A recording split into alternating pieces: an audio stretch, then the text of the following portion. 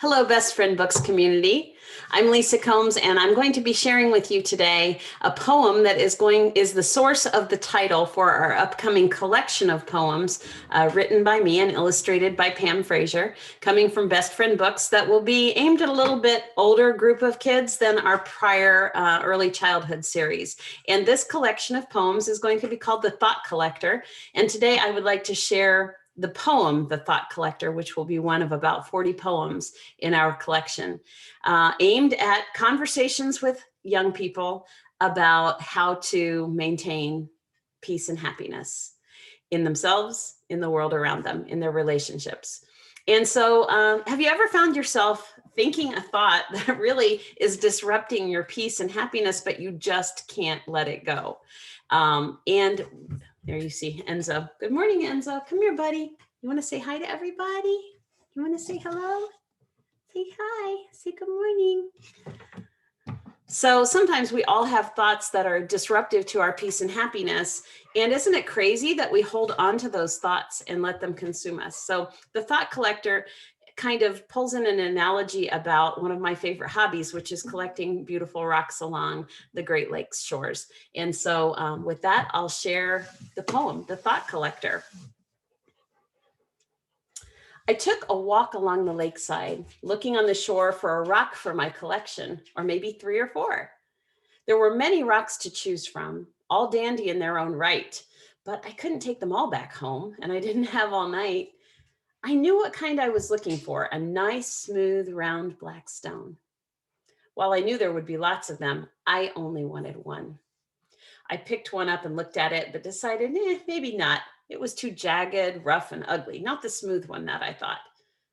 I picked another rock up, shiny and black beneath the waves, but when its surface dried out in the sun, it turned an ugly gray. Another rock soon caught my eye, perfectly round and flat and thin, but it was bumpy on the other side, so I tossed them all back in. Finally, I saw it laying there. Amidst the others in the sand, I plucked it up and washed it off and cupped it in my hand. Just the stone I was looking for, smooth and round and black, perfect for me to polish and put in my rock collection sack.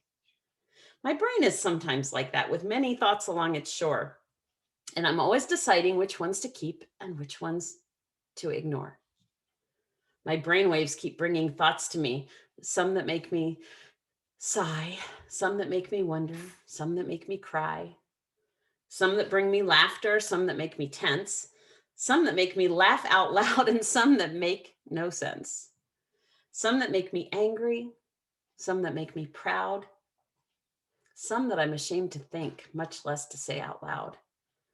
Some that are creative, some that bring me joy, some just fun to play with, more fun than any toy. I watch the waves bring thoughts to me, shiny on the shore, but sometimes I just let them wash back out, knowing there will always be some more. It's up to me which ones to keep and which to throw away, or let them lie there on the shore to pick up another day. No one thought is right or wrong or better than the rest, but I don't have to keep them all, so I only keep my best. I think that poem would be a great jumping off point for kids of any age about how we can recognize that we are not our thoughts. We think thoughts, and we can choose to hold on to them, or we can choose to let them go, or we can choose to set them aside and think about them later. And I know that's a really helpful strategy for me when I'm overwhelmed or angry or sad or stressed out, and I find myself lying awake at night and thinking about something. It's really helpful for me to think, you know what, that thought is something that I can recognize, and then I can set on the nightstand beside me, and I'll think about it tomorrow. I don't have to think about it right now. Or I can completely toss it out the window and not ever look at it again if I don't want to.